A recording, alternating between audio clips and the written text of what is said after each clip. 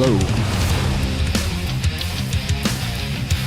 Happy Friday! What's going on?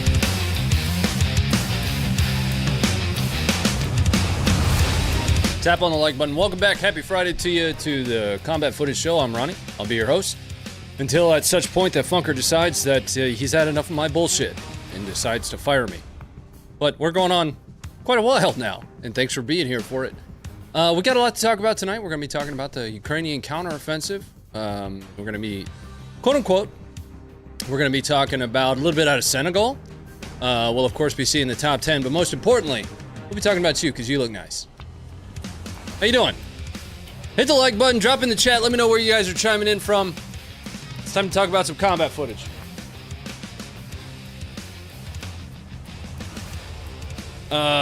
Where's everybody coming from? We got Maryland Oblast. Oh, man. I got a haircut today. Indiana. Oh, wow. That's going fast. Portugal, Stafford, Virginia. What's up?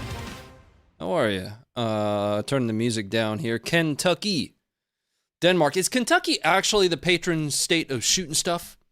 I'm thinking about moving there, actually. I'd like to get out of where I currently am. You know, I'm a little bit too close a proximity to some certain metropolitan areas that I don't want to be. Anyway, it's just a question I had about Kentucky. Sweden, welcome in. Kentucky windage.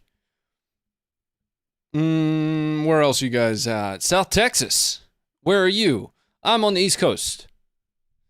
Baltimore, Maryland. Welcome in from Baltimore. Let's get started for the night, guys. We got, like I mentioned, we've got a lot to talk about. We typically do. You know, we're never going to be able to cover everything. This is ultimately the Combat Footage Show, where the function and focus of it really is just to showcase footage, right? Every so often, I'll provide a little bit of commentary or context where we have it. We're always improving on that, but ultimately, it's just our mission to continue to show you the footage that we're finding. And again, we're not going to find all of it. We're continuously finding ways to do more with the small team that we have, but I will say, and a note on the Funker side of the house, we've scaled. We have increased our writing team's capacity by 100%. We went from 2 to 4 on the writing team. So the team is scaling largely because of the support that you guys continue to provide. Downloading the app, there are over 400,000 downloads of the app. I've talked about that plenty at this point. Continuing to drop in on the website. The website's doing 8 to 10 million page views every month. That's huge. So from a support perspective, you guys continuing to do that. Of course, being here so that we could talk about some of this footage, so that we can connect as a community. It's all very appreciated. We are growing. We are trying to scale. And with that scale, hopefully comes some modicum of improvement on the rapidity with which we're able to publish things. The reason I wanted to talk about that is I got, we dive into the comments all the time, whether on the app here, on the live show, on the VODs. And there were some comments about how we had yet to get published some of the quote-unquote counteroffensive footage out in Zaporizhzhia. Something to note, even though we are scaling as a team, the majority of the team are part-time. They have full-time jobs, families, things along those lines. There are only a few of us that are full-time in our work. And a lot of that full-time is really spent on keeping the infrastructure alive. We are not just a YouTube channel. We haven't been just a YouTube channel in a very long time. So again, as we scale, as we grow, as a team, as a company, as an organization, if you will, we're hoping to be able to provide a little bit more speed with which we post things. There's a reason I tell you guys all the time, we are an archive team, presently, not necessarily a news team. We tried to take this show in a news direction, but that would really necessitate dedication to it and solely it as a function of, day-to-day responsibilities. This is something that I absolutely love doing. It fell from a responsibility perspective on me, ultimately because I'm the one that still does live work. Funker used to do live work. Josh has done live work. Will has done it before. But really, and fundamentally, this is just one part of everything that we do. Anyway, let's get started and talk about some of the footage, because there's a lot of it to talk about. But what you're going to be surprised about tonight is that the majority of the footage we're going to cover right out of the gate here really only takes place over the course of about 24 to 48 hours, and really only in one location. We're going to start by talking about counteroffensives. We're going to talk about the start of what should be assumed or presumed as the counteroffensive of Ukraine. Although I'll caution you by saying that that this is the start of the counteroffensive is really just a disservice to the conditioning and shaping that's been going on for some time. And I'm hopefully going to try and represent that through taking you around multiple areas of Ukraine where there are offensive actions taking place. Much more so than over the winter, where there was very little offensive action from either side, whether Russia or Ukraine. And where it was primarily in Bakhmut. Don't worry. Each time I post something about Ukraine, you can always expect somebody to ask, what about Bakhmut? Because it's always related. Let's get started with the first bit of footage that I have here, though. Now, I'm going to take you guys to a map and help you understand exactly where this stuff takes place. And I'm hopefully going to introduce you to a new resource. Right? I've been following these guys for some time. But I want to introduce you to Geoconfirmed.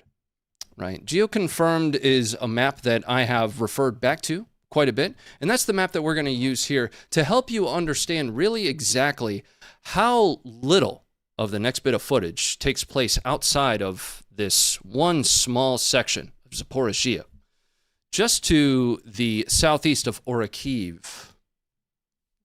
Map's coming up for you guys now. It's loading. Let's go full screen for it. Geoconfirmed does an excellent job, and please, if you guys are following them on Twitter, let them know that I'm a fan of their work, and I think that they are providing an absolute service to those of us that just really want to better understand what's happening on the ground. This is the area we're going to be talking about here. Again, just to the southeast of Lobkove here. The red line indicating the current forward line of troops, or the FLOT. But this section here has been heavy in footage over the last 24 to 72 hours, I'll say. The very first video that we have coming up here is going to be one of these. I don't remember which one. And in fact, each of these videos kind of bounces around to each of these different locations. We don't have a map at Funker530. There are a lot of organizations out there that are doing awesome mapping of the war in Ukraine. But this first video was the first one released, and it was released a couple days ago, of an armored column making its way through Zaporizhzhia towards Russian positions when it starts to take fire. What ends up happening is quite a few Ukrainian vehicles get hit. We'll talk more about that here in just a second. There's no sound to this one.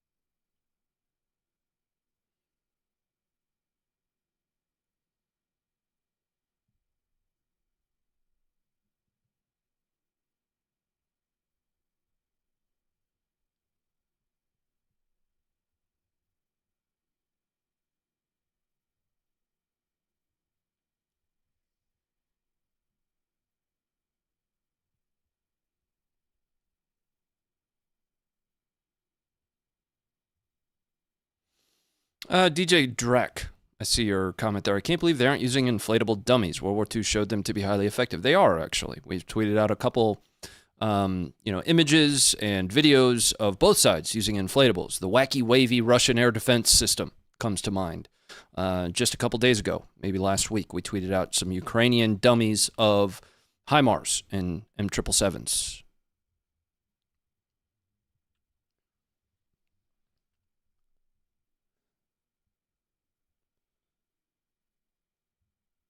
We're going to roll this all up here in just a second, but what you're really watching here is the very same as what we're about to watch here. That video was actually published a couple days ago. I want to say maybe 2 days ago, 48, 72 hours. This video is a little bit more recent and appears to show an entirely different action whatsoever. Kind of positing that there have been multiple attempts, or that Ukraine continues to push itself against this one location. Not saying that they don't, but this is the exact same location. There's a possibility that it's at a different time. But a Ukrainian armored column taking fire from Russian artillery and mines. This video was released, I want to say, early this morning, maybe yesterday. What we're going to end up with is a really up-close view of some of those vehicles that got struck by either mines or Russian.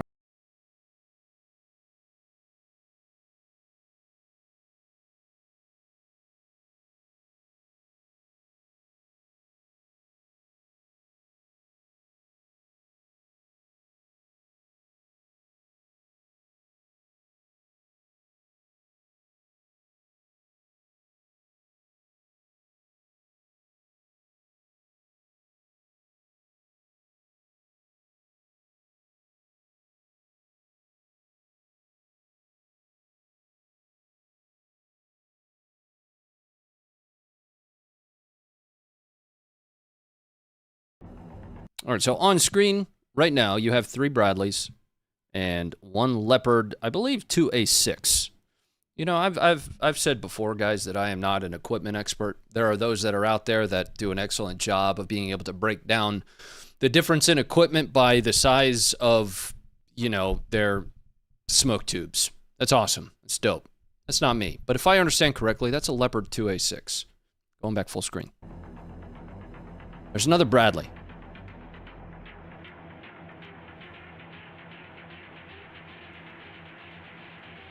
Now, here in the back, you have a mine roller.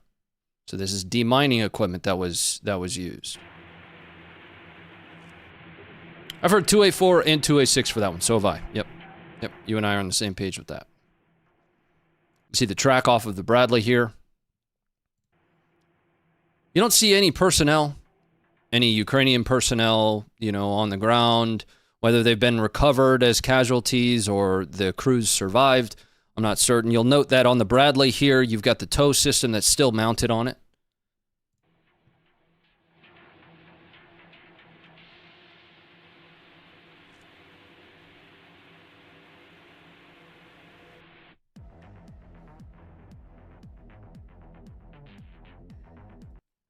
If I understand correctly as well, that is another Leopard. They're in the tree line. I want to say this is a Max Pro. I don't recall entirely.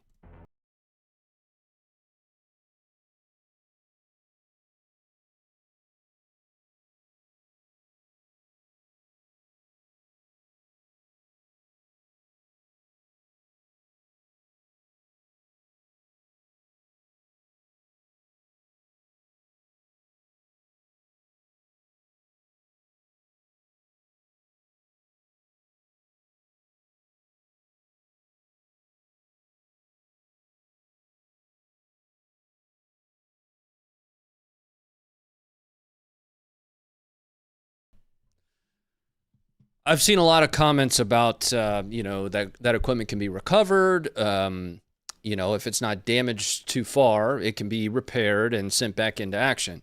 Well, sometime later on, Ukraine tried to do that, which resulted in this video. Coming up for you now. This is the exact same location with additional Bradleys that are, at least one of which ends up cooking off from presumably some form of a strike in a pretty big fireball. This is the exact same location. Note that Leopard, either 2A4 or 2A6. Again, I'm not an expert on in tanks, armored vehicles. But you'll note that there are additional vehicles in that spot.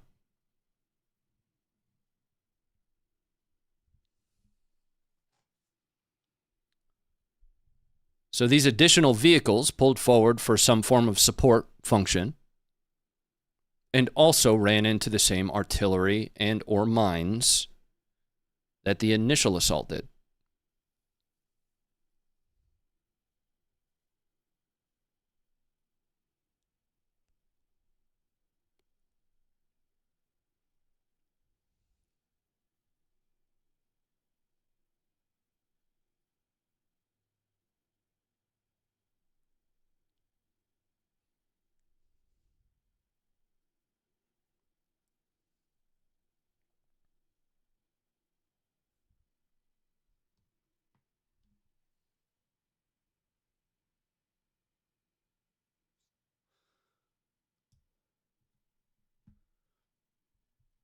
All right, let's bring it up. Because we're not done. Right? Now, there is video that Russians are in vicinity of that exact location. Coming up for you now is video that I don't even know made it into the script. When I say the script, there's a list of videos in the stream description. Every stream that I do here, every show that we have, I try and include as many of the videos we're going to talk about in the stream description as possible. This one I came across right before the stream. I'm not even sure I got this in there. Video's coming up for you now. Сегодня 8.06. Запорожское направление, 70-й полк, 6 подбитых бронетехники единиц. Дальше еще есть. So these are some of those vehicles. You can see that 2A4 or 2A6, two vehicles from the left. Противник не прорвал оборону, удержали позиции. Так и будет дальше. Сейчас все возвращаемся, укрепляемся, усиляемся. Now, at least that's the way this video is being purported, is that, you know, the last few videos that we've seen took place, and then now Russians are in that location. However, if you look closely, you see that initial grouping of vehicles, not necessarily the additional 4 that came in sometime later. If I had to place a time period on this, I would put it between the last 2 videos. Дальше еще есть. Противник не прорвал оборону, удержали позиции. Так и будет дальше. Сейчас все возвращаемся, укрепляемся, усиляемся. Все еще только начинается. Россия вперед. Всех приветствую. Сегодня 8.06. Let's bring it back up. Because I got a piece to talk about here. Something that I've seen. I took a bunch of shit on Twitter, on my personal Twitter, because one of the things that I shared when the first information started to flow out about this, and I need to back up even further than that. Ukraine put out a call for information silence about any locations or anything related to the counteroffensive.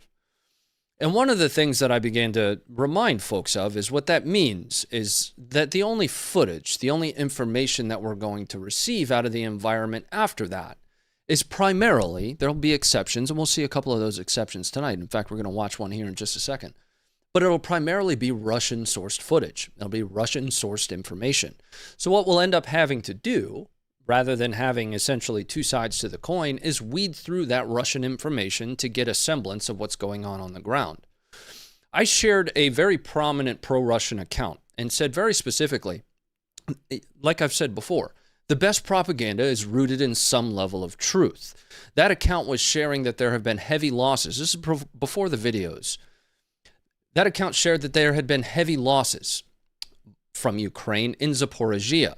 I shared it, and I said, keep in mind, the best propaganda is rooted in some level of truth, and it's more than likely that Ukraine is taking very heavy casualties if these assaults are taking place. And that I was berated for it. Let me explain something. If you did not expect Ukraine to take casualties, assaulting from a combined arms perspective, a fortified, defended in-depth location, especially Zaporizhzhia, where relative to the rest of Ukraine has seen less fighting, at least from a footage perspective. I derive all of my takes from footage. If you thought that that was going to happen without casualties, we had a comment on one of ours. How can this be happening? That is a non-essential vitamin take. The complexity of a combined arms assault can't be understated. There are additional takes on this, that this is all part of the plan for Ukraine. These are coming from pro-Ukrainian accounts.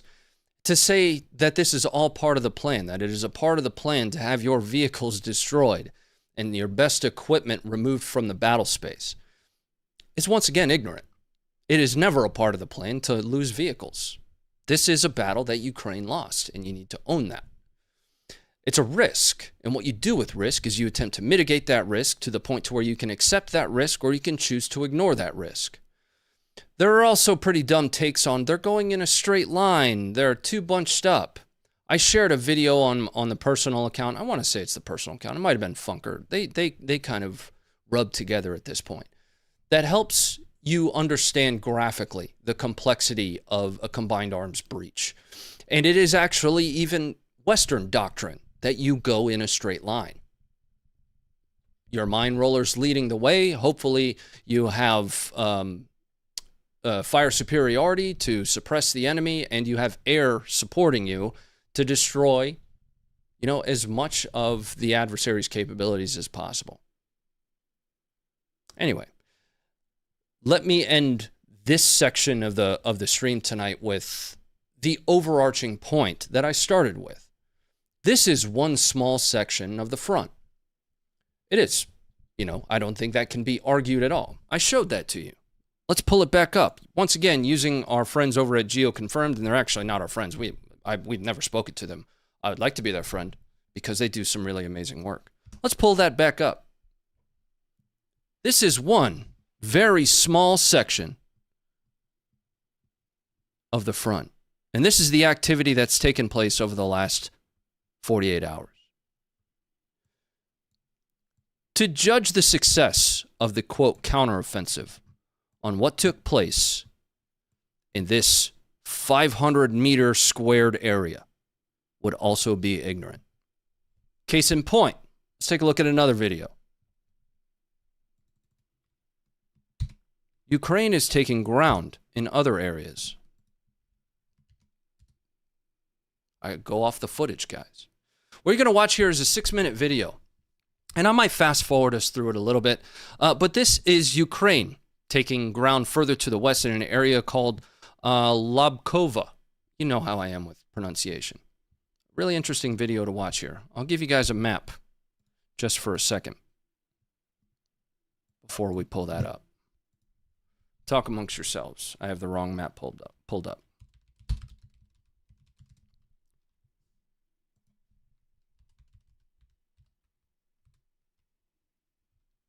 We're just going to use Google Maps for this. Check it out. Lobkove, here. Here is Kyiv, that activity that we saw taking place to the southeast, just to the south of Tokmak. Lobkove.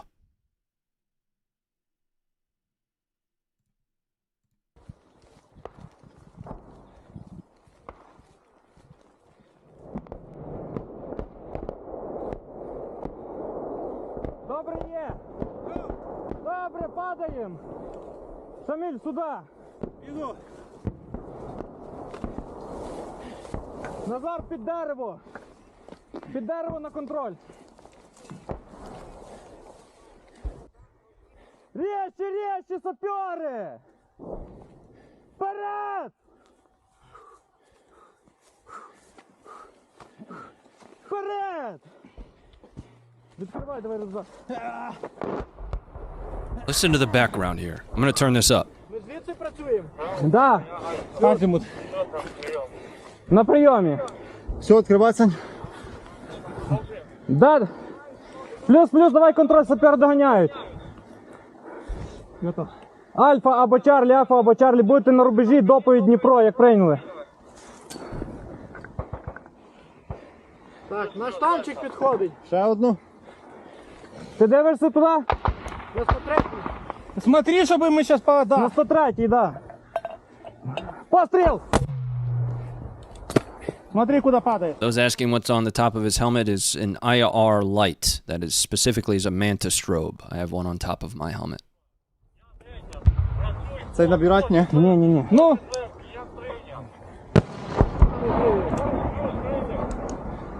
Візьми правіше, нахили сильніше. О, єсть, в дорогу впало. В дорогу... Ближче? Прямо, блядь, між хатами, заєбісь. Чуть правіше, да? Чуть-чуть підьми Чуть на себе, чуть-чуть, ледь, нахуй. Пауза.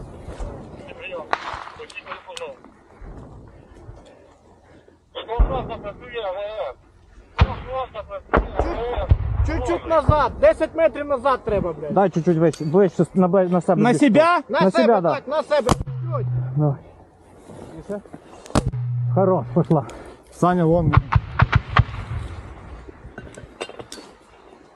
Постріл! Пошла. Міна. Дивись добре. 20 вперед.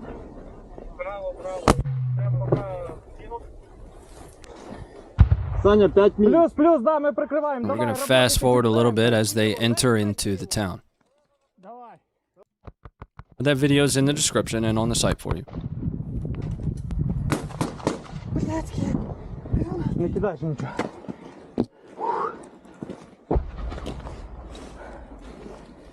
Заходим.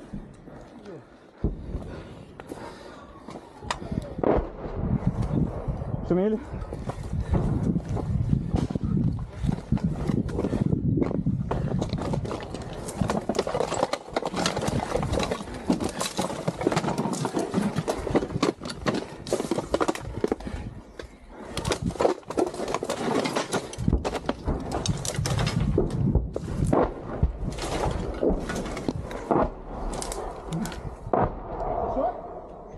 Заїбався! Давайте ближче до укриттів, бігом! Найдемо! Да! Як там можна зайти? Швидше, окей.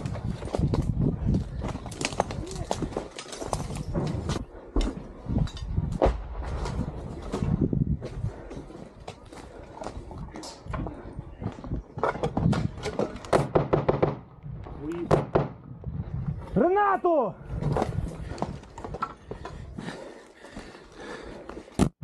Хорош!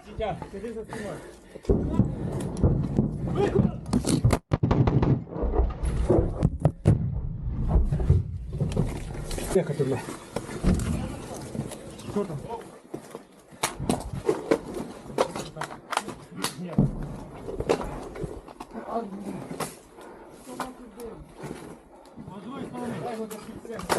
Граната!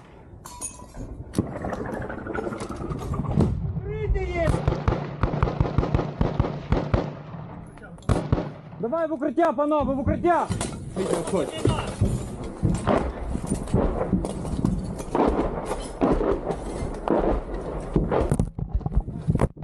Оп! Up. There's a reason we watched that one towards all the way to the end.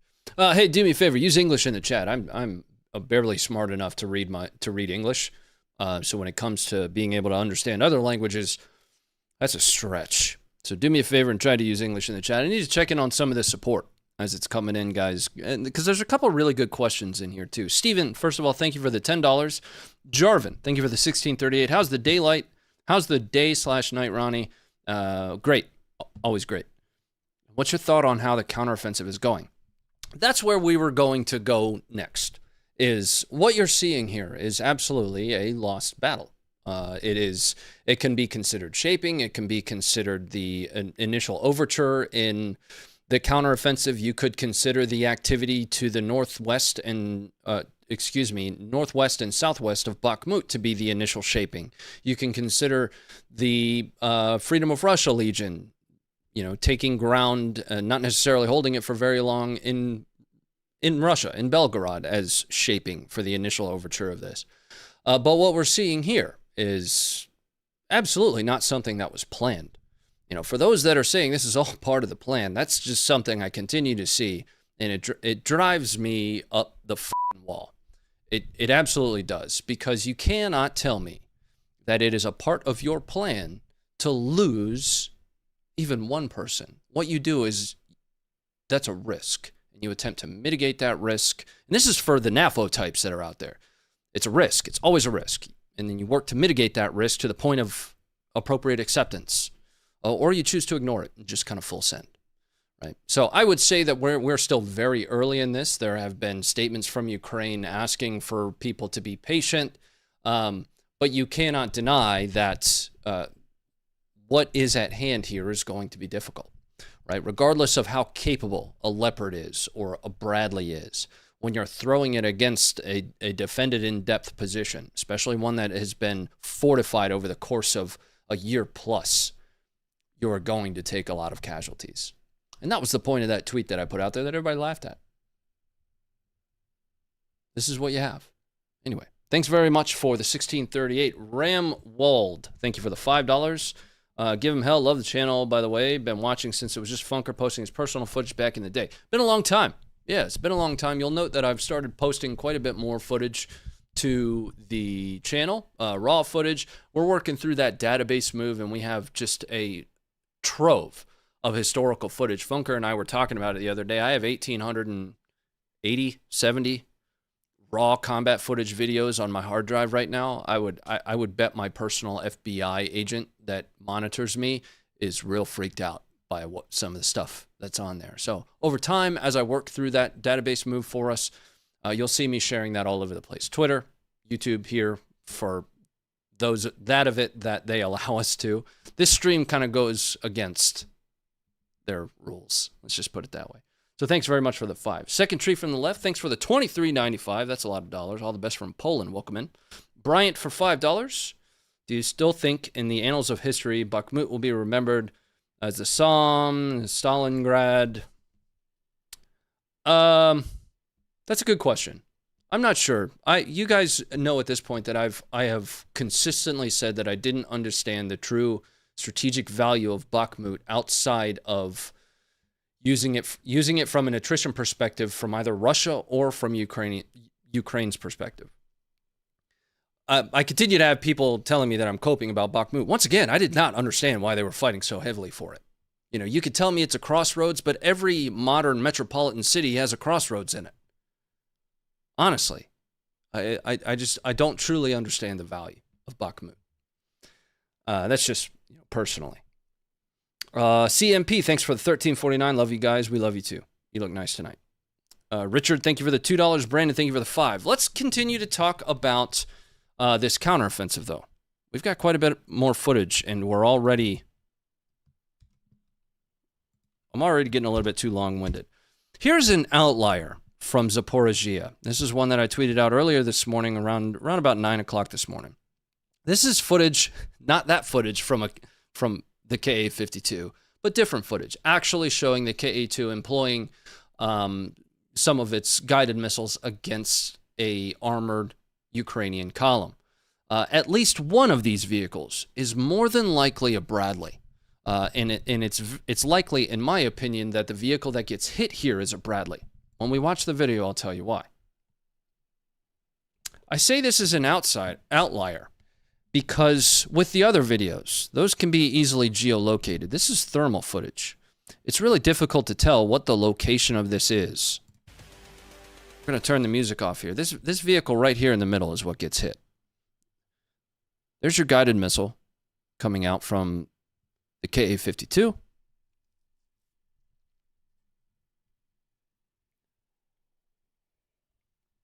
Now, something that does lead me somewhat to believe that this might be the exact same location, once again, is this grouping of vehicles here. Now, somebody posited that, this was a miss. I would argue that that's a pretty large explosion for it being missed, and they said very specifically, well, it still missed and destroyed the vehicle by secondary. I don't think it matters if it destroys the vehicle by hitting it direct or destroys it by hitting it with secondary effects. If it destroyed the vehicle, it destroyed the vehicle. Here's why I think this is a Bradley that gets hit. You'll see it fire something that's much too slow to be its Bushmaster cannon. I think this is a TOW flying through the air. To the lower right of the screen.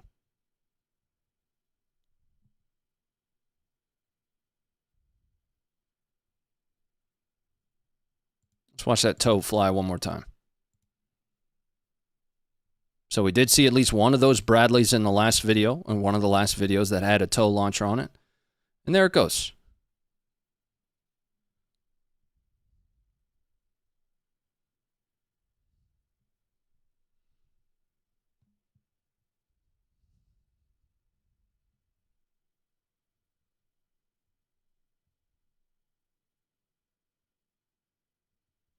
Retley, thanks for the 50.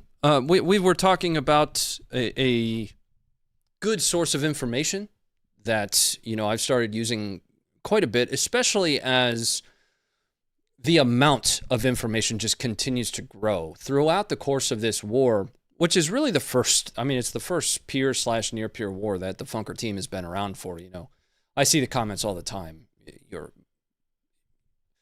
Congrats to you for viewers on the aspects of the Ukrainian war. We've been covering war since 2007. This is the first like peer war though that we have covered, that we have documented or archived. So throughout this, we're finding all sorts of new sources of information. You know, historically, we were very reliant on DVIDs being official government releases during the global war on terror.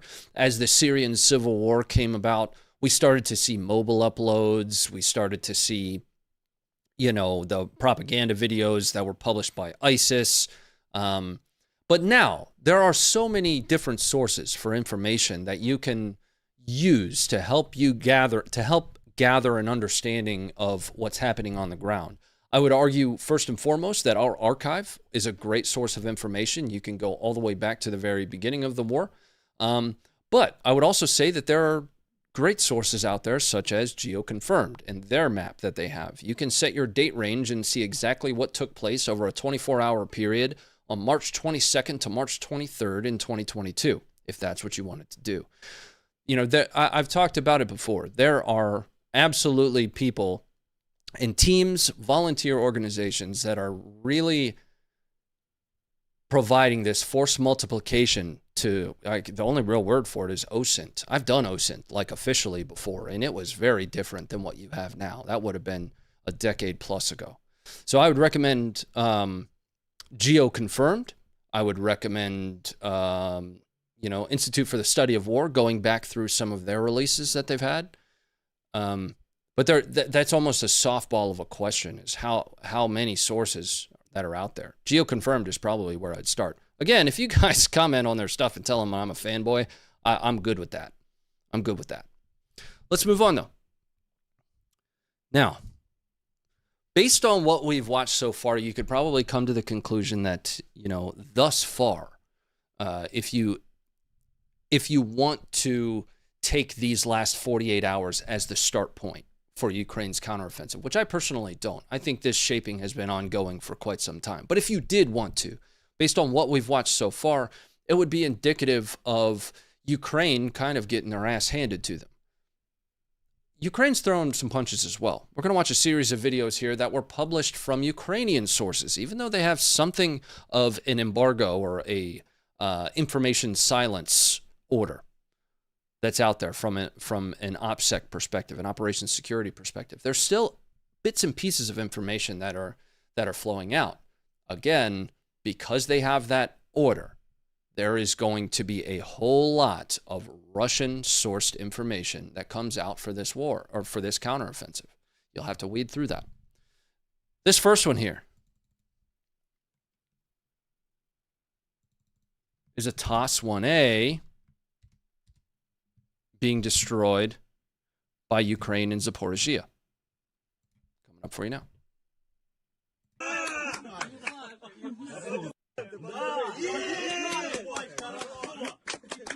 Now, the video does a really poor job. You know, it starts, first of all, we're watching a video of another video, and and that sucks. But there have been images released and Geoconfirmed of that location with the TOS prior to and after the strike. So that has been confirmed to have been a TOS-1A, but that's not it. Artillery is absolutely trying to shape the battle space for Ukraine. It's trying to. I'm not saying it's successful. You could argue that this is pretty successful. What you're going to see here are artillery strikes in Ukraine. Warning, this video is really, really poor quality. I've been trying to find a better quality version of this, but these artillery strikes are going to result in retreating Russians. You'll have to look really hard, because they're going to be out here to the left side of the screen. They're like little dots running away. These are Ukrainian artillery strikes behind the lines onto Russian artillery.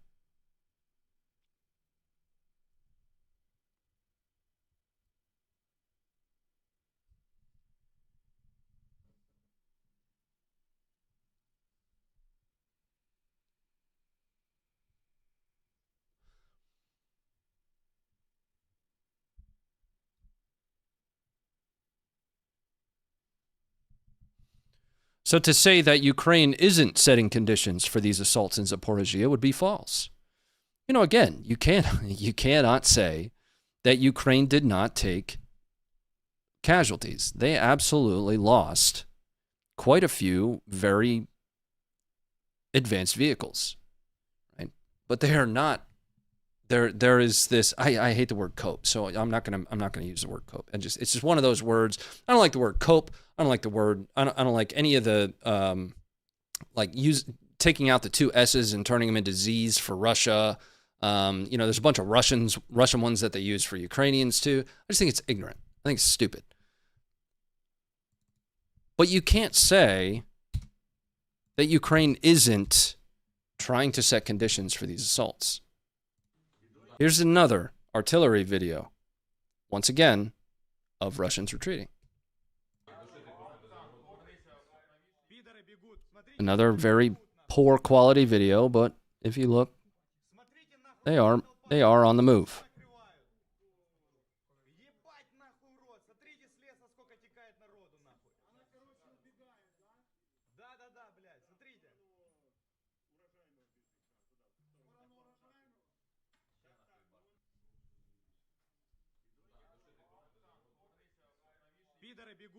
Now again, from both perspectives. On the one hand, if you believed that Ukraine was just going to, regardless of what equipment they had, steamroll through straight to Melitopol, ignorant.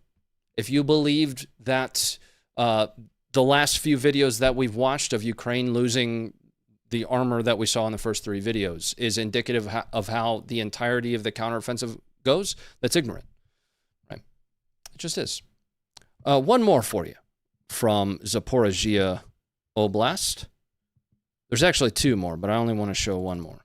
And this is another Russian perspective video of an FPV drone in that same general area of the first couple videos we watched. Hitting two Humvees. I meant to cover this one earlier while we were talking. And I wanted to cover this one just because the quality is actually pretty good.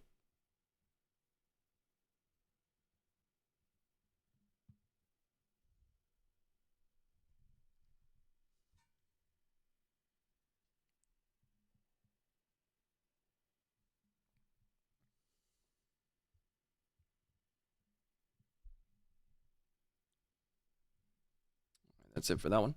Let's shift to the right a little bit, to Novodonetsk, another area of the front that Ukraine is actively advancing, or at least attempting to advance in. You've got Ukrainian Mastiffs. This isn't going to go the way you think it's going to go. Traversing a field when they hit mines. So again, what's taking place in Zaporizhzhia isn't necessarily reflective of what's taking place across the front. Understanding that what happened in Zaporizhzhia, these Mastiffs also hit mines. The point that I'm trying to make is you cannot take one engagement and draw a conclusion for the totality of an operation. Coming up.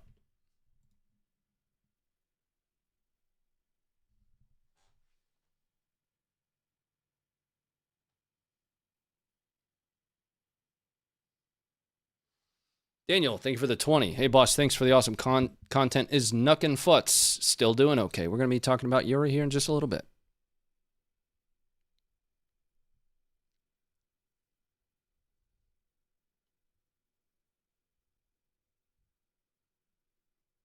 Now, reportedly, these Mastiffs, their crews survived. There's footage of, or photos, I should say, of Russians after they hit these mines, standing next to these Mastiffs. And again, that's to the east in Novodonetsk. We could take a look at that on a map really quick. Something somebody suggested was bringing up a map to show you guys relative to, from a geography perspective where we were looking at things. Novodonetsk. Donetsk Oblast. So, let's just using Google Maps for this. It's the fastest. So Novodonetsk is here. That's like northeast. Down here is where we were earlier. And actually, I think that is the wrong Novodonetsk. It's to the east. It's in Donetsk. Let's bring it up. but Bakhmut as well. The activity around Bakhmut. Let's bring up a different map here. We're going to bring up Deep State. Talk a little bit about Bakhmut and the activity that continues there. Just turning on English mode. I'll speak Ukrainian. Okay. Ukraine has continued to gain ground around Bakhmut. To the south, where you have the 3rd Separate Assault Brigade from Azov, primarily pushing against the 72nd. There's the 72nd there. But also to the north, where Ukraine continues to take ground back. So again, if you think that just one location is where this, quote, counteroffensive is taking place, they are going on the offense in more than one spot. Now, what's going to be interesting to me is where we will see, if we do, a real application of what is assumed to be a massive amount of capability, where that combat power is going to be aligned. Because as it stands right now in Zaporizhzhia, all we've seen is that one armored column. All of the videos that we've watched so far are very likely from one assault, if not one assault inside of, a 24 to 48 hour period. It's the same level of assault that we see taking place around Bakhmut. Here's a video of the 3rd Separate Assault Brigade holding its lines against a Russian attack from within the last 24 to 48 hours. It's about a 5-minute video. This is Azov.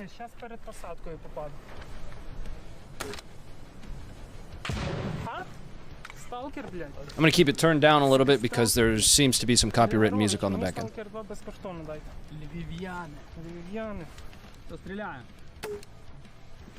They don't show Russian footage on this channel? Dog, we opened with 4 videos of Russians destroying Ukrainian armor. I don't know what to tell you.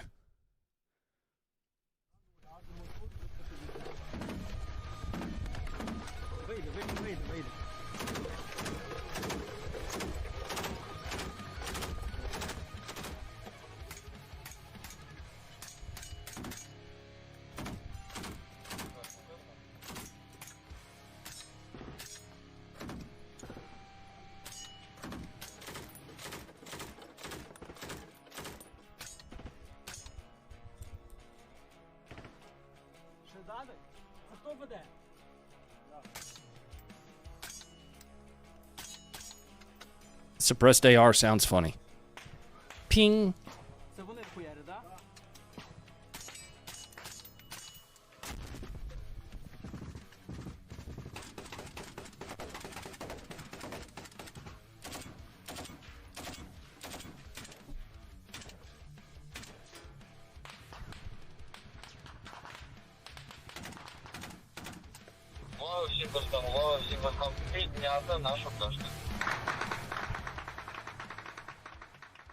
You don't have knowledge about this war, mate. Why are you yelling at me, Marcos? I never said that I did. I'm just showing you guys footage.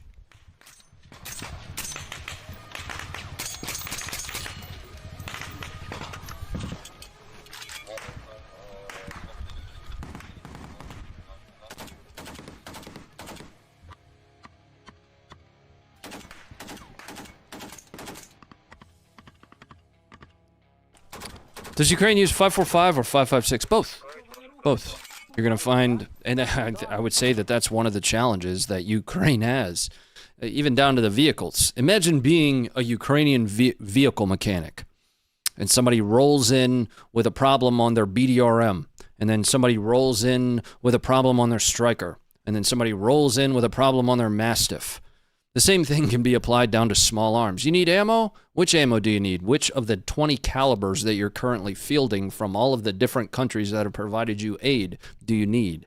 Do you need 5.56, 5.45? Do you need 7.62 51, 7.62 39?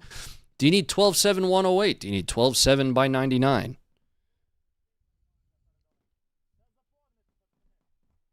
.762 by 54. What do you need? Я ж дав магазини, щоб заправляти. Да, там я передав. Ще один. У мене нема тут цинку п'ятьох. Я вам, сука, стріляю. С РПГ еще работать будем? Поки ні.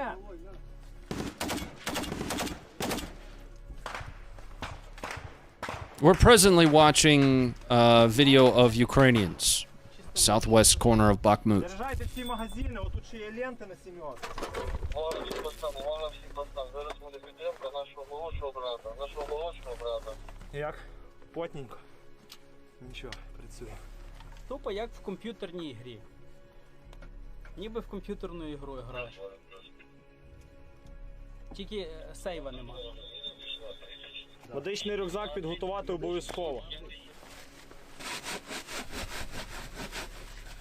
Після, мені, будь ласка, доповідь, що ви відпрацювали та яка кількість. Хочете прикол? Хочете прикол? Сиділи, чекали, блін. Русські, як вам такі приколи? All right, this kind of just continues on with them having a chat about the defense of that fighting position. But let's watch that same unit here for a second. Why are my buttons not wanting to work again? Let's watch that same unit under 9M22S munitions. This is the most clear footage that I think we have seen yet of the 9M22S actually when it hits a fighting position. You'll understand what the 9M22S is here in just a second. I've called it murder sparkles before. Here you are. I hit the button. I don't know what to tell you. There we go.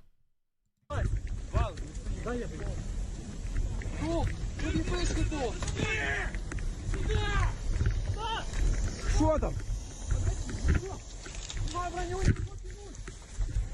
Де він? Дуб єпископу!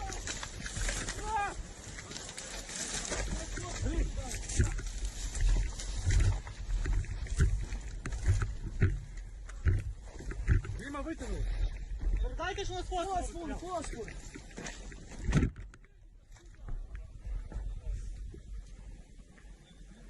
Пацани, All right, let's talk about this for a second. Let me find the spot for us to chat about it. Що там? I need that to be in the center.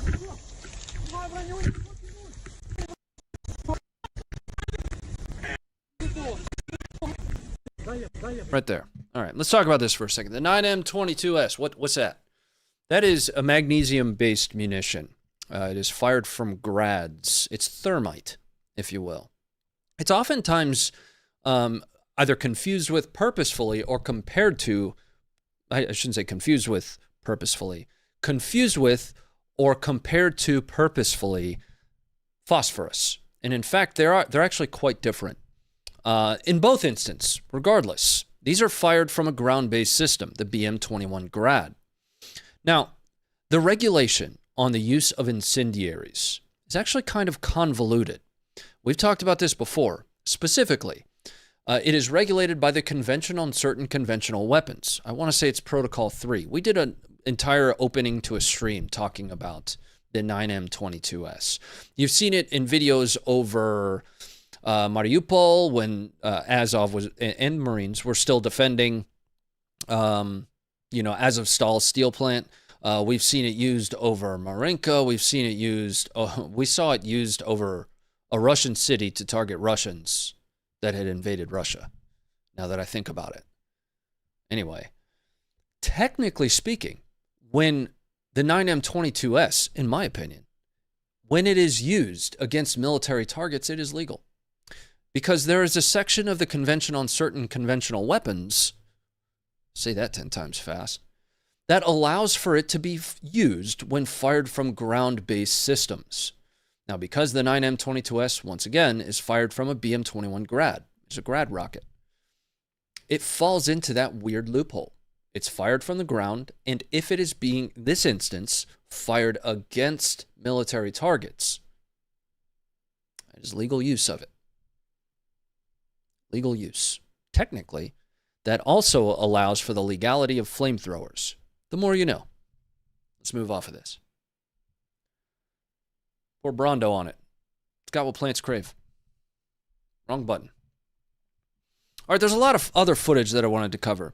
The last, I don't know, however long we've been live. We've been live for almost an hour already. Wow. We have a whole lot to still get through here. We might have a long stream tonight. The fundamental reason I wanted to show you guys the selection of videos, because there's a lot more that's out there. There's a lot more that shows Ukrainian artillery strikes. There's a lot more that shows Russian artillery hitting Ukrainian armor. We would never be able to get through all of it. But there's a reason that I tried to take a couple videos from different areas of the front line and show you that there is absolutely still offensive activity taking place all across the forward line of troops. What is being talked about the most right now is that action in Zaporizhzhia, ultimately because it's the first time we've seen the Leopards. It's the first time we've seen the Bradleys, and they got smoked. It is what it is. They did. To have not expected that to happen would have been ignorant. It would have. But we've got a bunch more footage that I want to get through here. Ukraine struck into Russian territory, specifically Luhansk. This isn't the first time they've done that. Because of the distance from the front line to Luhansk, more than likely what we're seeing here is additional use of Storm Shadow.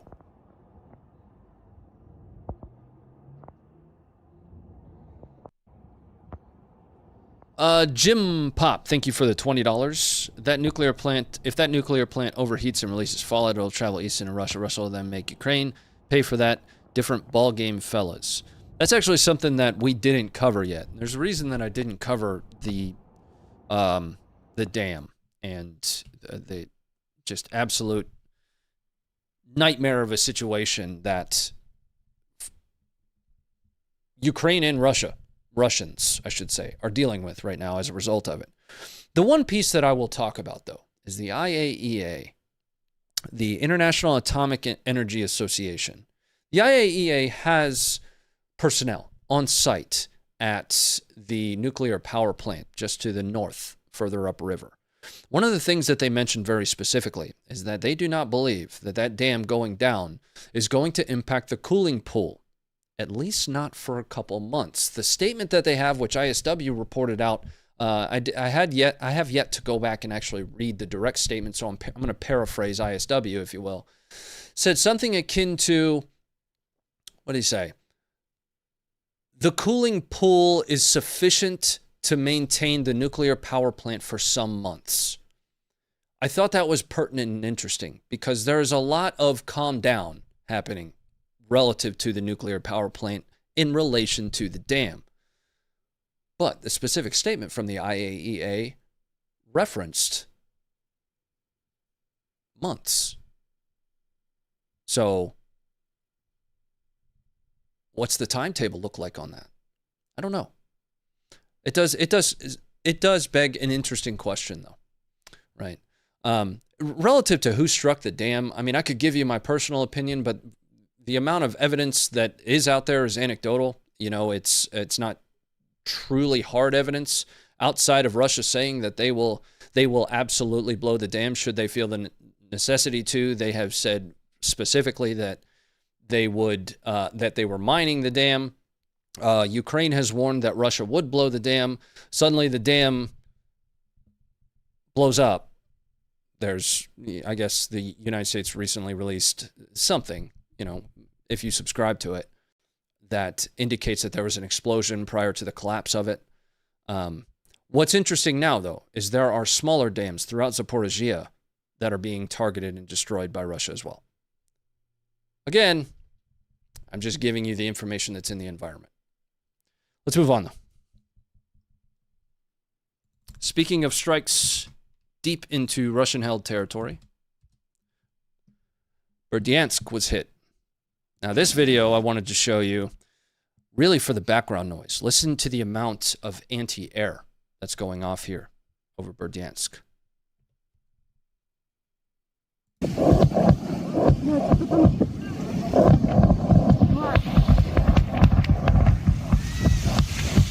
Это грады, блядь!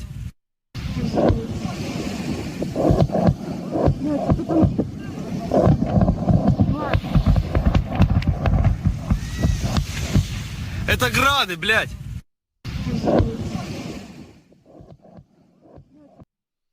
see a comment in the chat. You got that backwards. Ukraine said they'd blow the dam. Yeah, Ukraine did. So did Russia. You know, they both did. I failed to mention that. You're absolutely right. Yeah, important to note. Again, there's a reason. I'll give you my opinion. And my opinion is that I have no idea. It makes more sense to me that Russia did it, largely because of the amount of statements that they've had about destroying it, because of the information that's out there stating that they've mined it, because of the benefits that it provides them relative to a counteroffensive. Again, it's all a balance, right? Their forces downriver were obviously going to be impacted by that, but it does, from a certain perspective, slow down. If Ukraine did want to use that as a part of the counteroffensive, it does slow down Ukraine's counteroffensive. Ukraine does not benefit from it. Well, how does Ukraine benefit from the destruction of the dam outside of, in the information environment, being able to say that Russia did it? I cannot truly understand that. I'm not discounting the possibility. I'm just saying that to me, it just doesn't make sense. Right? Let's move on. I got kind of a funny one here for you, coming once again out of the same general area here.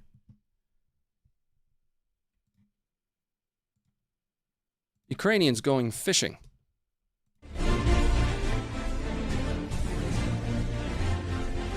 I'm pretty sure that's copywritten.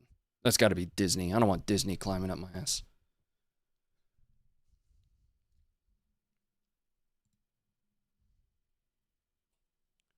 Now, there's actually, excuse me, there's actually other video of them that shows that fish getting cooked as well.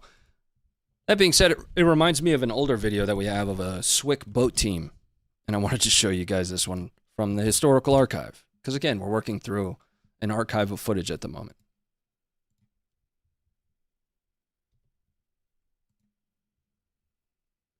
Boop.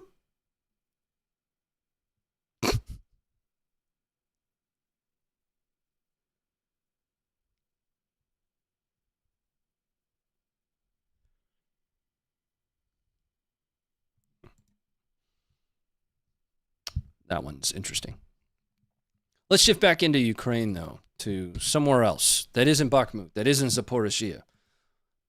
And technically, it isn't Ukraine either. We're going to shift to the north, to a checkpoint just inside of Russia, where a Ukrainian drone is filming that checkpoint and starts receiving fire from the Russians. What ends up happening, though, is there's a second drone.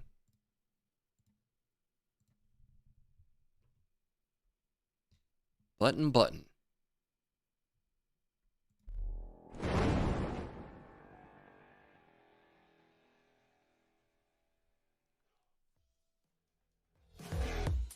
Once again, copyrighted music.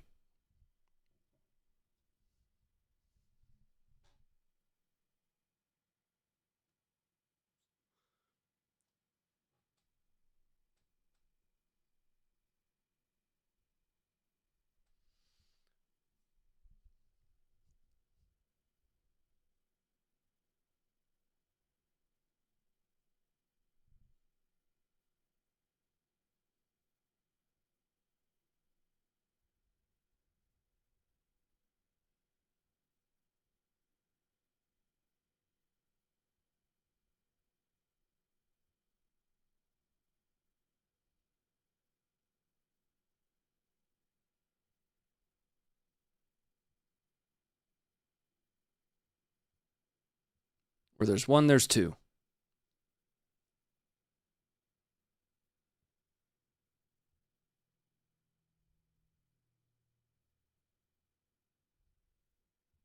All right, let's bring it up.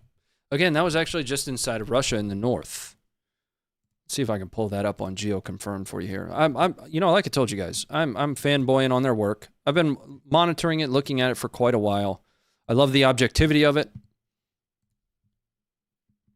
There it is right there. Coming up for you full. So, here we are in Ukraine. And right here, just across the border, is where that took place. So, props to Geoconfirmed for providing a whole lot of value to help you understand the actual situation as it's happening via footage, right? Not via whatever your crack dealer is telling you that his producer put down on a piece of paper for him to read. Footage. That's it. Let's move on, though. We're actually going to, before we get into the top 10, we're going to switch over to Senegal. This is about to be a little bit not safe for work, guys. Senegal.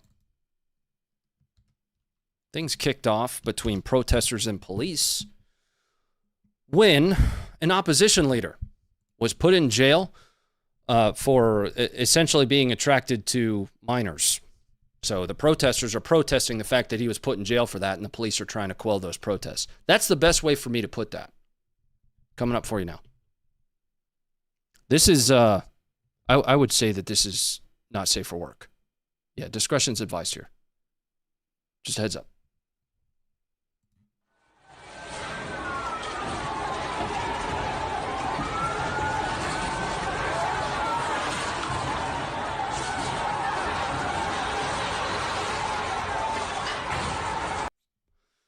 So what you're seeing here, and we're not going to play that part again, is these three police officers trying to recover their, injured, wounded comrade here.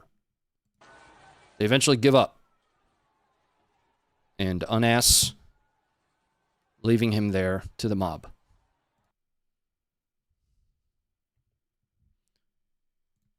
One more, though, because it's still happening, still taking place. More footage of those riots.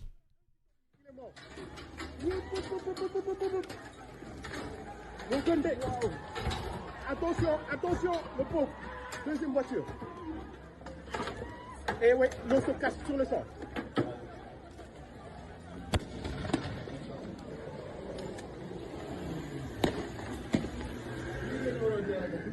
All right. Let's bring it up. I want to give you guys a map for it. You've been asking for maps. I'll give you maps. I hit the button. Why isn't the button working? Thank you. We'll just make it easy. Because I know some of you went straight to your phone, Googled Senegal. On the far western coast of Africa. There's Senegal.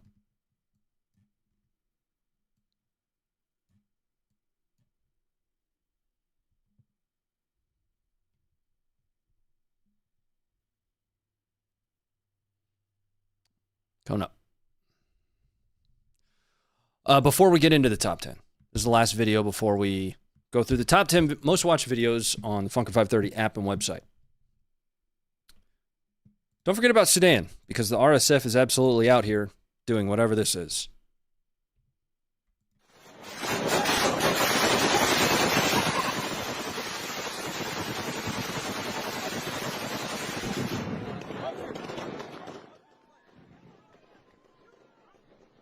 Not gonna lie, I also want to do that, though. Let's get into our top 10, but before we get there, I need to say thank you to some folks for sending in support to the channel. I appreciate it very much. Baby Draco, thanks for the $5. Go, Ronnie, quick question. From what we've seen from Leopard, what are your expectations for Abrams? That, once again, it's still a very capable system. It's a very capable system. But it's not invulnerable. None of them are. Right? When used properly, when conditions are set appropriately, it is absolutely better than its T-Series counterparts. It absolutely is. But some of the best capabilities of Abrams aren't being provided. Right? Some of the optics are. If I'm not mistaken, it's the M1A2 export version. So that really ultimately capable armor is not being provided. What's going to drive me up a damn wall is seeing a bunch of contact explosive reactive armor blocks put on the Abrams. Yeah. Anyway. Thanks again for the 5. Jim Pop, thanks for the 20. David L, thank you for the $5. If true, what are your thoughts on China's direct involvement in sending military equipment to Russia, for Russia and for Ukraine? That's a softball of a question. And China has stated overtly that they're not doing so. The presence of wheeled vehicles, Chinese wheeled vehicles, could indicate that at least under the table, China is doing that. For those of you that might not be tracking that. I don't remember the exact vehicle that it is. But that made its way around social media. I mean, the impacts to that are pretty big, right? Especially if China, at face value, is saying we are not doing that. And they are essentially using the quote-unquote peace narrative, which is always an easy one to fall back on, especially as a country, right? That's what most people fall back on. And to be honest with you, I agree. Peace is absolutely necessary, but not without Ukraine's approval. Ukraine has to be the one to determine that they are comfortable with that, with whatever the peace, terms are. A lot of people say, and those of you that know me, whether on this stream or on the other stream, know I'm not a fan personally, but a lot of people say that Joe Biden blocked peace negotiations. That's absolutely not the case. Russia made overtures for the United States to sue for peace without including Ukraine. The United States said, we will not negotiate with you because ultimately we are not at war with you. You have to include Ukraine at the table. I think Ukraine does need to sue for some form of peace, but that has to be on terms that they are agreeable to, right? It's Ukraine's ground. You can't give me some form of historical anecdote prior to 1991 because at no point in the Russian Federation's history have they held that ground before. They did not, because the Russian Federation is not the Soviet Union. If you want to make the argument that it is Russian, then you would have to say that it is the Soviet Union. Golly. If you want to make the argument that it is Russian, then you'd have to say ultimately that it is Soviet Union ground. In which case, then you throw out every reason that Putin ever mentioned he wanted to invade in the first place. In its entirety, it's about the restoration of the Soviet Union. Right? Again, I've got no dog in Ukraine's fight. I don't. I fly one flag, guys. Every opinion that I have is derived 100% from footage. Top to bottom. Top to bottom. I don't watch the news. I don't have cable. I just don't. I don't have time for it. Right? I don't have time to listen to CNN's shitty take, or their anchor's shitty take on a 10-second piece of footage that has an entire 6 minutes of additional context on the tail ends of it. Or Fox News' shitty take on 10 seconds of footage when there's an entire 8 minutes on each end of it, right? Now, it's also imperfect getting the entirety of your understanding of the situation from footage. It is imperfect. It's a gap of mine. But what it does is it allows me to come to my own conclusions. Let's move into our top 10. And thank you guys very much for the support. David Crockett, thanks again for the 5. Dibben, thank you for the $2. Daniel Berry for the 20. Wow. We'll be talking about Nuk and Futsuri in just a second. Number 10, most watched video on the app and website. It's going to be Russian perspective footage. Just like earlier, where it was technically Ukrainian perspective footage, but we were kind of watching, Ukrainians in a losing context, if you will. We're going to watch a Russian T-90 making its way. Do I have a location for this one? I don't think I have a location for it, but it's a T-90 making its way downtown when it hits mine.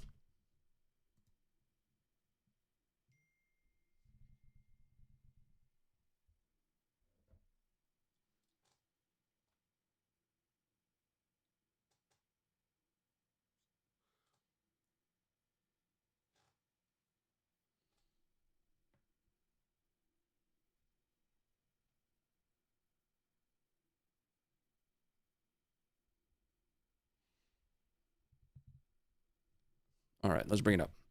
Crimea is Ukraine. I see that comment in the chat, as much as Alaska is America. History would disagree with you to a certain extent, and I did an entire video on this. Crimea has historically actually held more of a level of autonomy than anywhere else in Ukraine, especially more so than the Donbass. It was the Autonomous Republic of Crimea, though still technically, right? There's a technicality here. It fell under the Crimean Constitution. But they operated, at least to a certain extent, with a level of autonomy up through Ukraine's last president. There's an entire video where I broke down the history since 1991 of Crimea.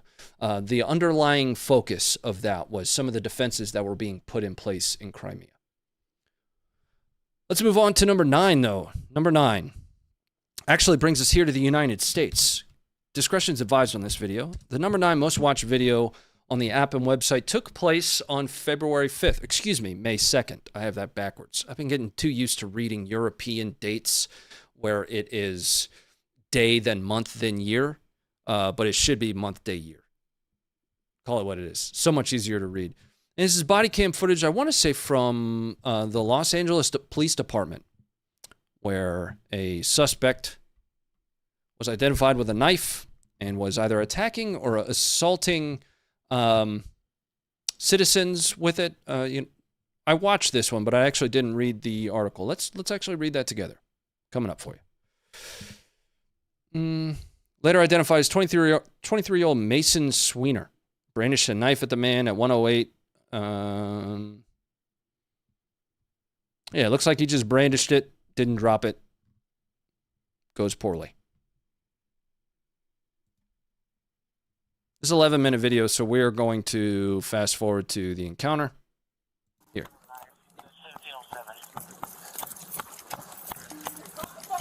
425, going to be a purpose. 429, northbound, Vermont, towards Oakwood.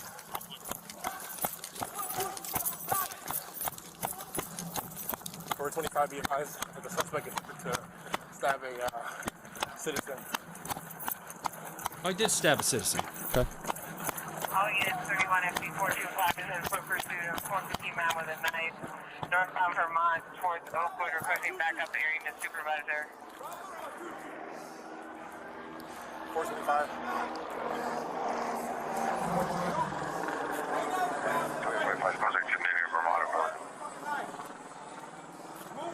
Put your hands up, man. Move backward. I'm not playing with you.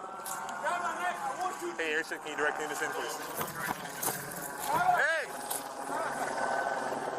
I repeat your location. You're free, so you have the frequency. Guys, I got them. They're going to be just south of Oakwood. Hey, just drop the knife, bro. Relax, just drop the knife. 421, U-turn southbound Vermont. I got them to the rear. They're going to be in a parking lot. Drop the knife, bro. Hey, partner, get cover. Hey, stand by. Stand by. 425, shots fired. Officer needs help.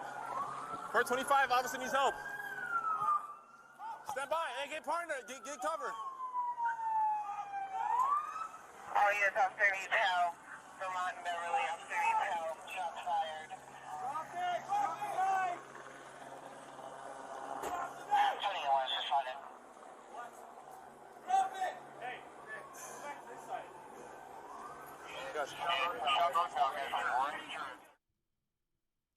All right, let's bring it back up. So that is our number 9 most watched video.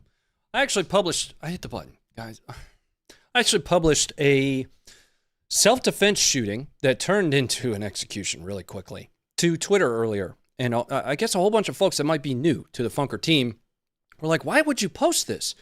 Funker 530 has been publishing, posting, and discussing use of force footage, whether it's from war, the use of force in self-defense, for years. I recognize and understand that a lot of you might be, in a relative sense, new to the team, new to the community, new to the app, to the website, but we have been publishing all forms of use of force because it all runs in parallel.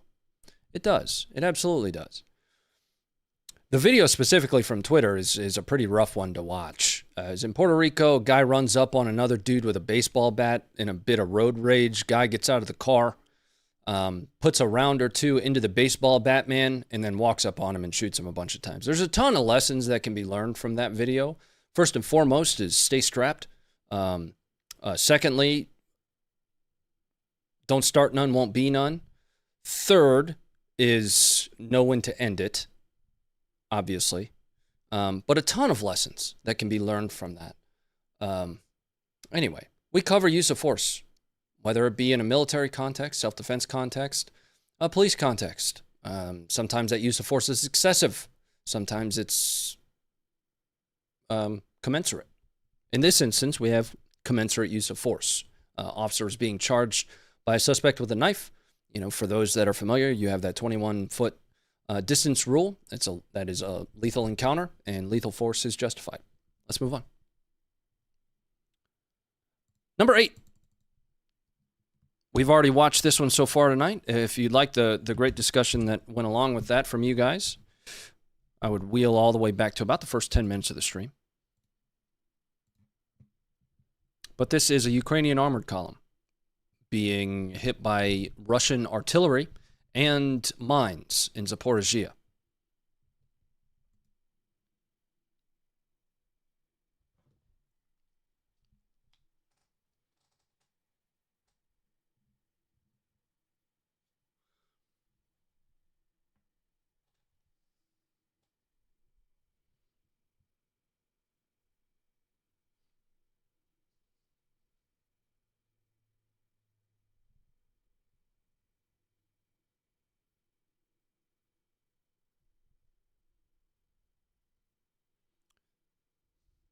We should have a command for it, !Twitter, if you guys want to jump over and follow the Funker530 Twitter.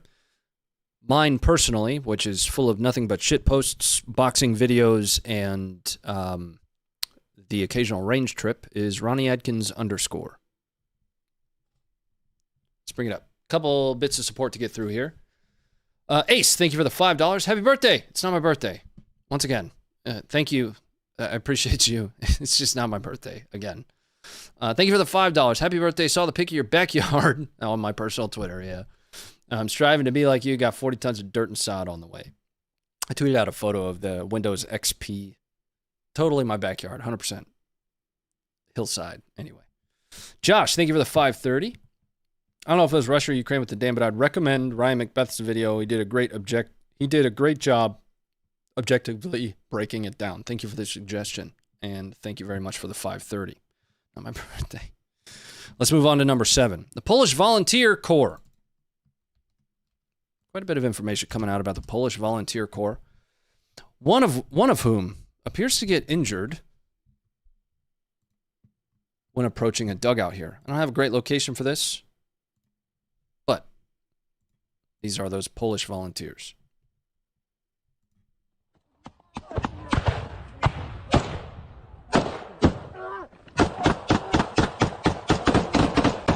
Those that can't really tell what's happening here is they're assaulting this Russian occupied position. This guy has got his pistol out.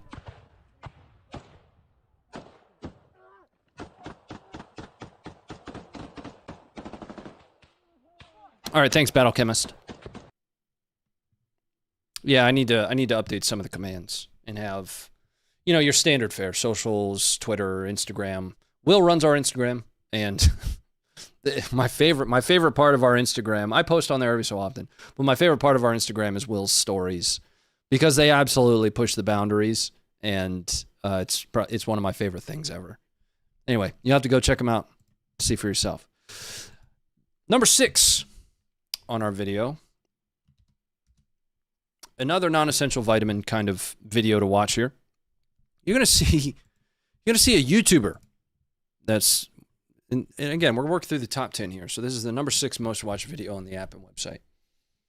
You're going to see a YouTuber that walks around doing crazy things, like pouring gasoline on an old FUD's truck, who also happens to be carrying a boomer cannon.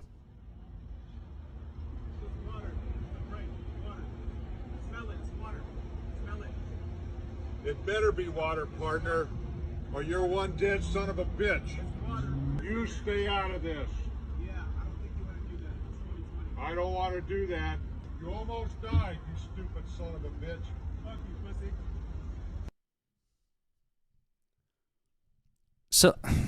So this dude ran away, understanding that he had just done something very dumb.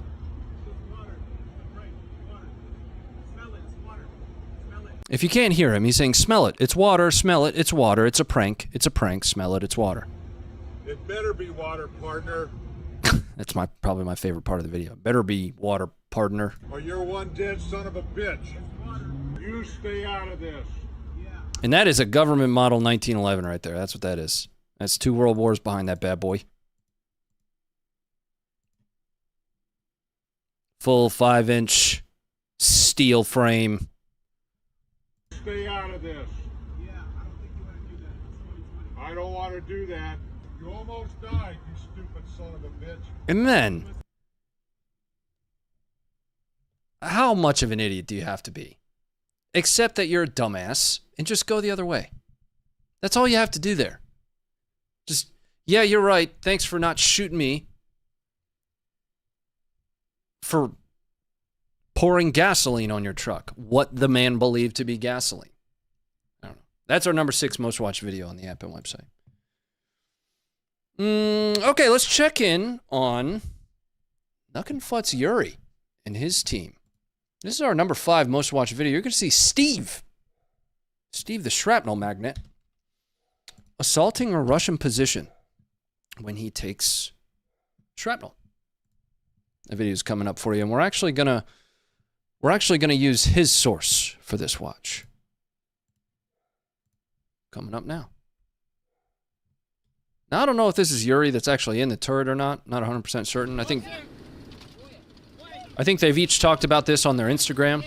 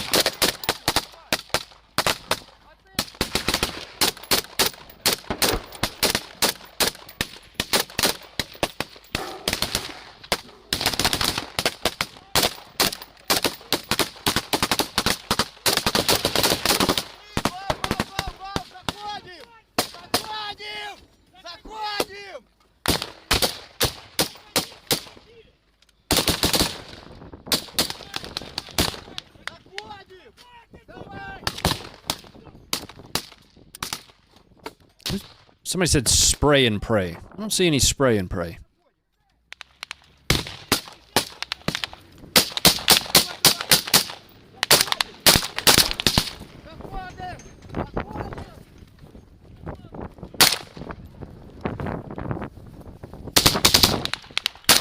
Funker, don't egg them on the happy birthday thing, man.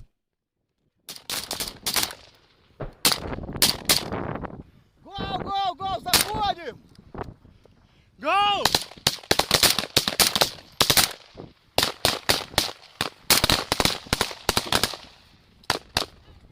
Yes, that is Funker in the chat.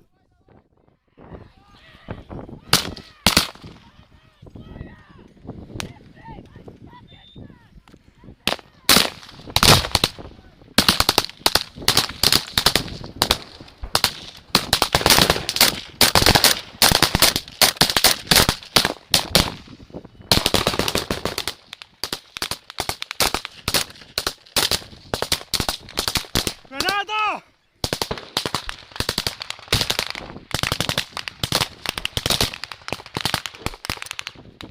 Changing bags!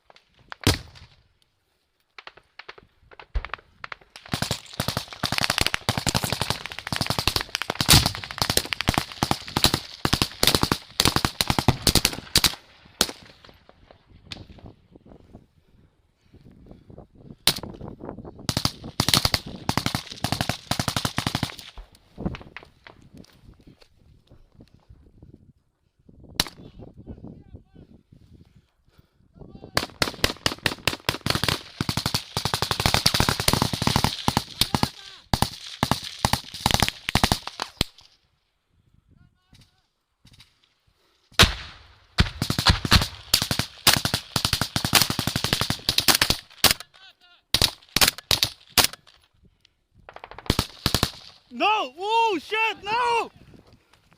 Ah! Fuck! What the fuck?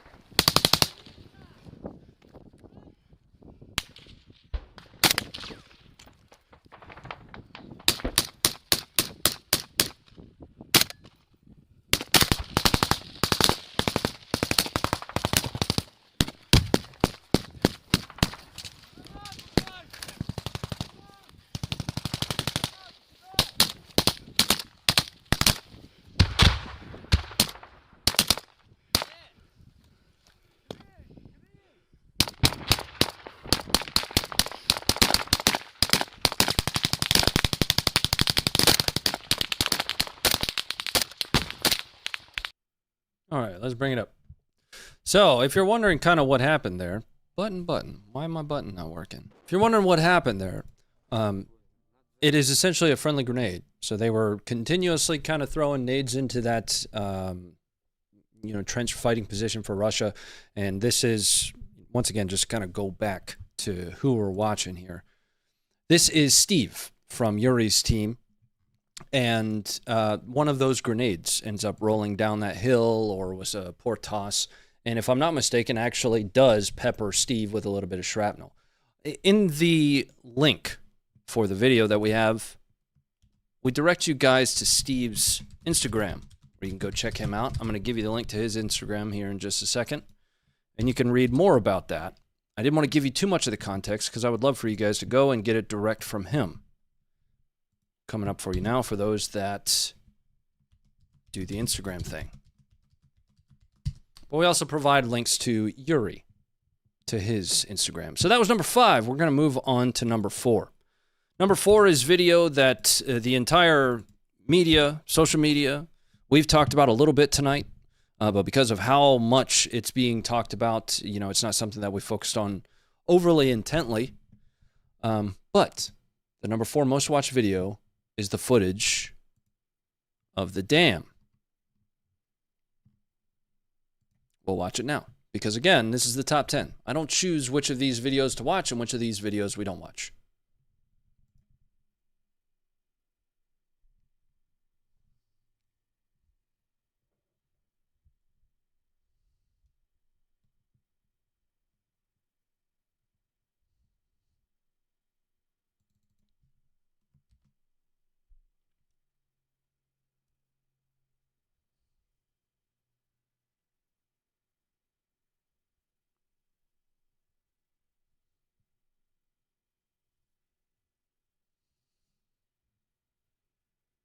Now, one of the things that's happening right now is the river is pretty heavily mined, in fact.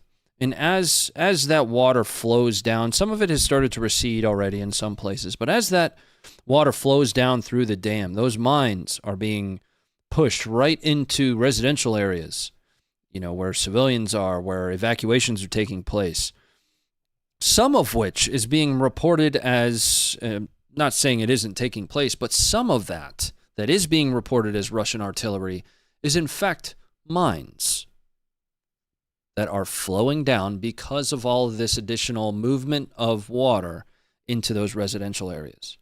It's just difficult to truly tell what is and is not. Now there's another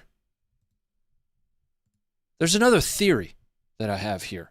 And I need to go to our Funker Twitter to find it. There's another theory that I have on who destroyed the dam. I don't think you guys are going to like it. Let me just find the right video here. I didn't have this one in the script, but I should have put it in there because this is definitely something I think more people should be talking about. Everybody knows about the biolabs, but did you know about the android birds?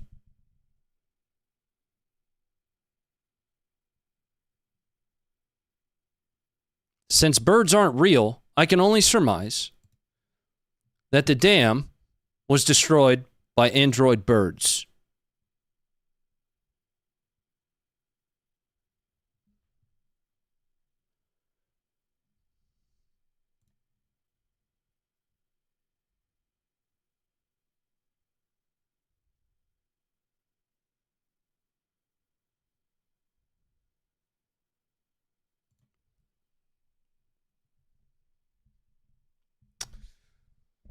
I don't know what to tell you.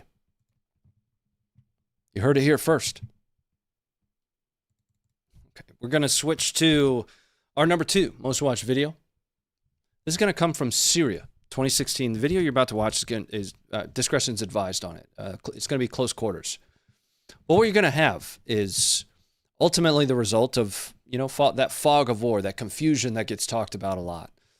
There was an attack, a rebel attack on a Syrian Arab army forward base of some kind, wherein the rebels end up intermingled with the Syrian Arab army, and one young Syrian Arab army Assad force soldier doesn't immediately recognize, actually neither of them do, but one is more prepared than the other. Discretion's advised, but here is that video. This is our number 2 most watched video. طلعان في ايدك انت عسكري ها انت عسكري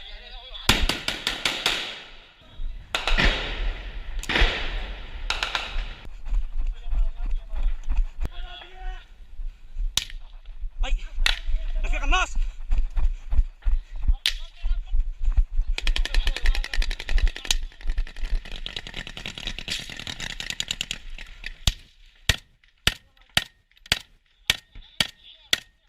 قناص انتبهوا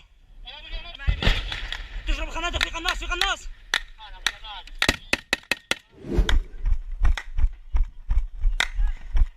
يا ابو اليمان ليش التجمعات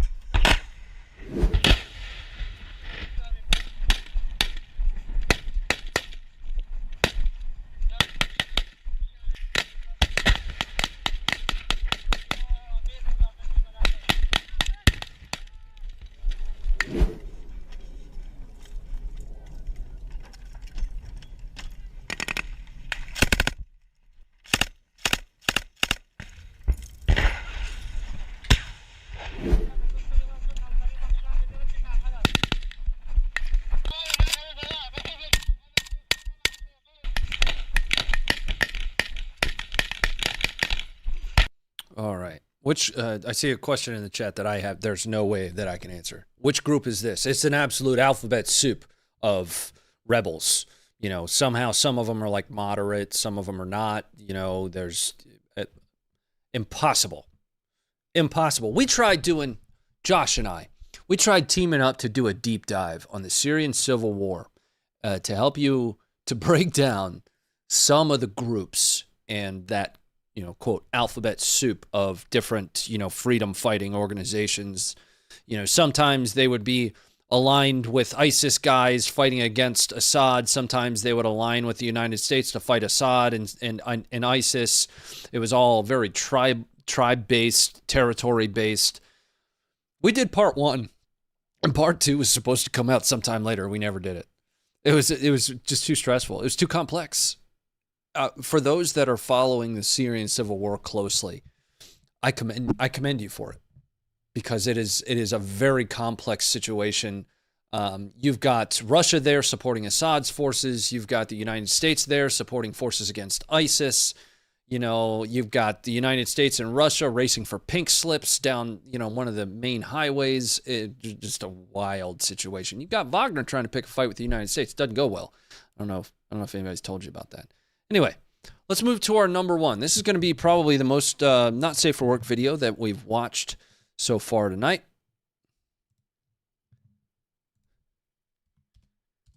But what you're going to see is the aftermath and a Ukrainian medic treating wounded Ukrainians that were hit, I want to say with Grad.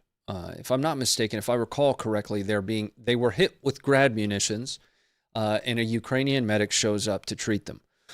It is a relatively long video, so there might be a point that we stop it. But we'll wait for that. Video is coming up for you now. Discretion, again, is advised for this one.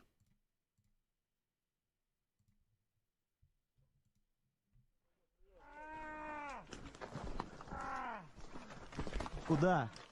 Куда? Ёбана в рот. Ох, ебать.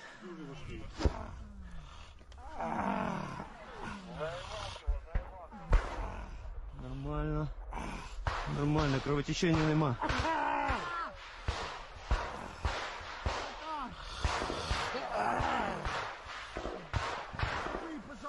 Лежи только на бочку, чтобы ты кровью не захлебнулся, понял?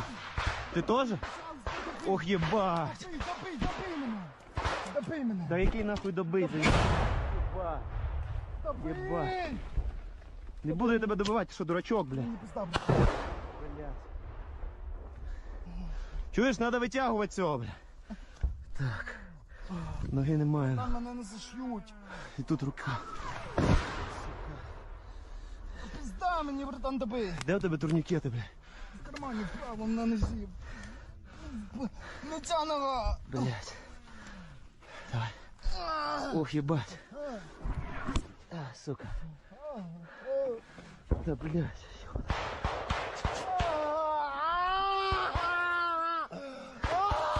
Тихо, тихо, тихо. Again, these days, after spending, even prior to my time on Funker, one of my old jobs as a green suiter was evaluating, ISIS execution videos, right? I've talked about that before. So from a imagery perspective, not a whole lot gets to me. Audio still does.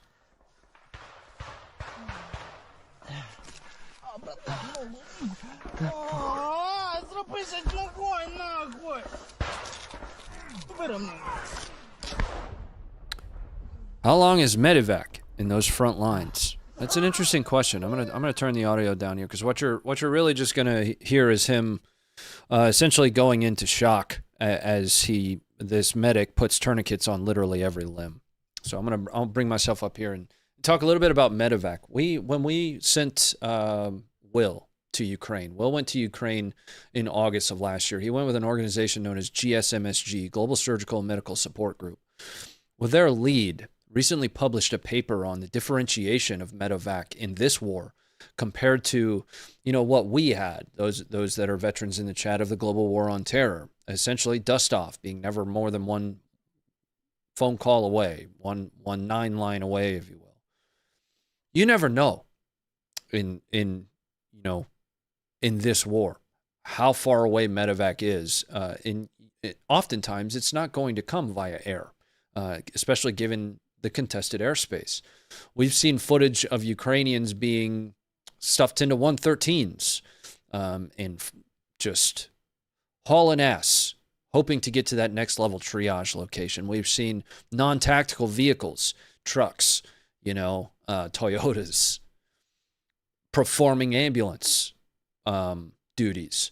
When we talked to, I want to say it was Tuck. Tuck Smash. One of the things Tuck mentioned is these ambulances aren't even flying Red Cross anymore because they're noting that they coincidentally, I guess, receive fire as soon as they're identified. Medevac in a contested airspace or in a peer fight like this is such a different animal. And I can't recommend that paper enough. I really need to go back and find that and maybe I think you have to have an account for the journal specifically.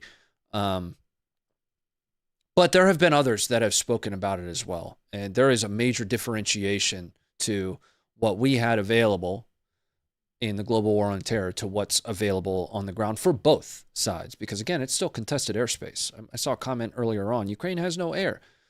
Ukraine absolutely has air. It's not to the scale of Russia's air. Sorties are still flying. Choppers are still flying. But it's contested.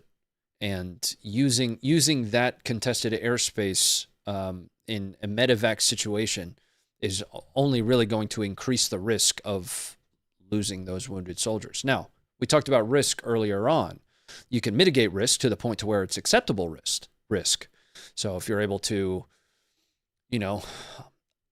provide some form of a corridor for medevac air, I'm not sure. But it is absolutely much different than it was in the global war on terror. Let's go back to this for just a couple more minutes, and then we're going to close things out.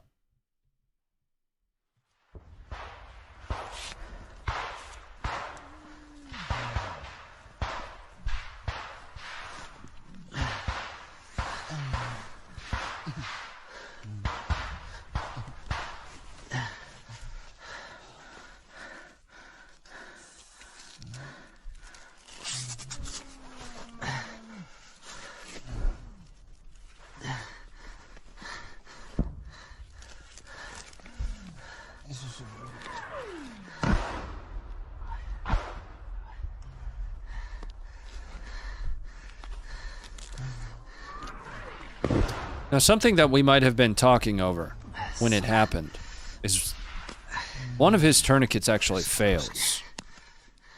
And it's one of the ones on a leg. So you'll note 2 tourniquets there. He applied 2 tourniquets to this leg because that first tourniquet he was applying, if I'm not mistaken, fails. The video kind of progresses as he continues to, you know, check him for any other wounds. But I want to get to a point here where we saw our first wounded, and I believe they're Ukrainian. I don't know why I'm drawing a blank on that. Yeah.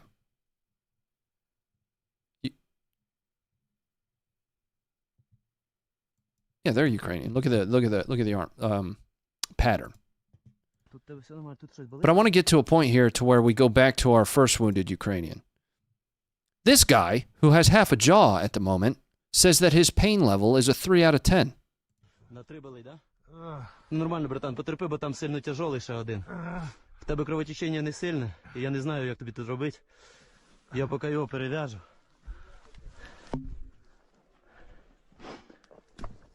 Ой.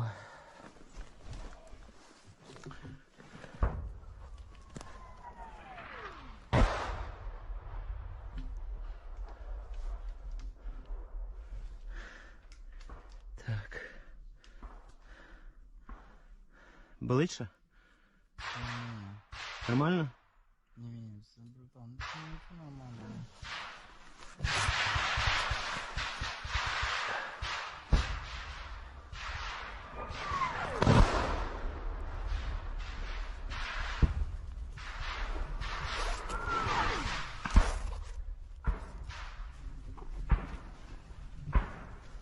Да, є ще осколочок тобі залетів. Є ще осколочок. Там вроді нема кровотечення.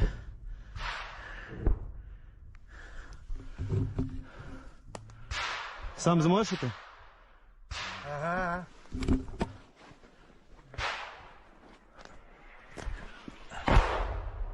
Ну, давай ми тобі трошки підв'яжемо. Щас, подожди.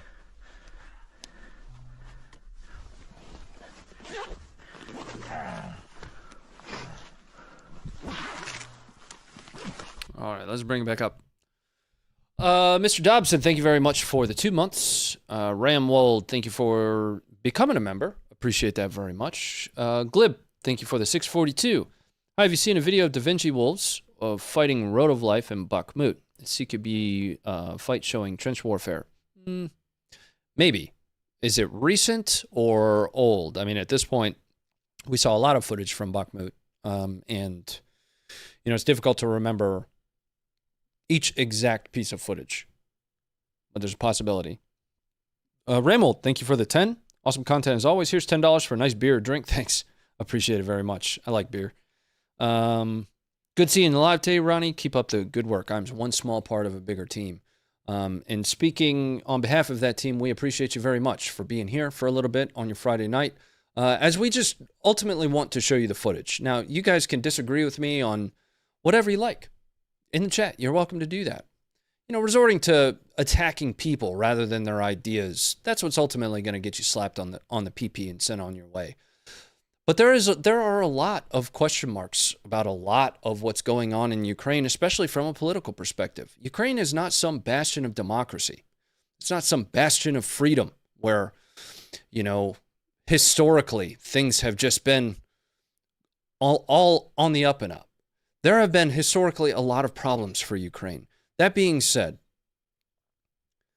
Russia has committed a lot of atrocities of its own in Ukraine.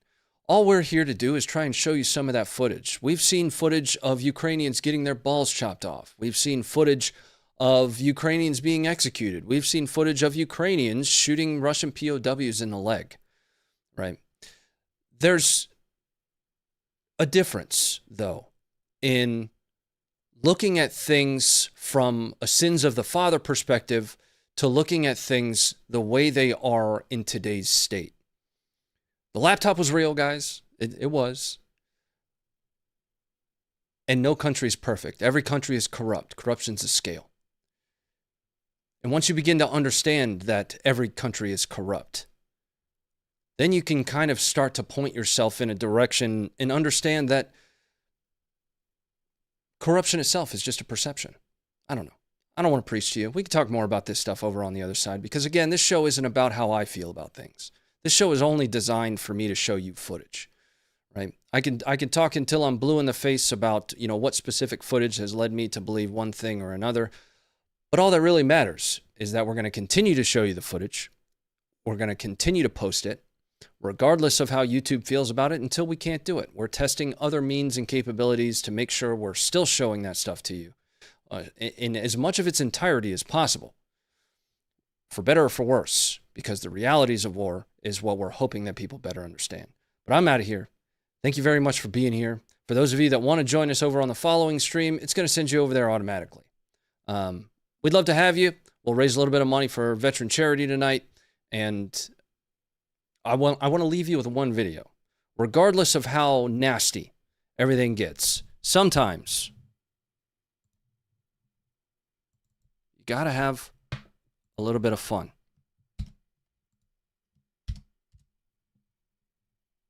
Good night, and stay informed.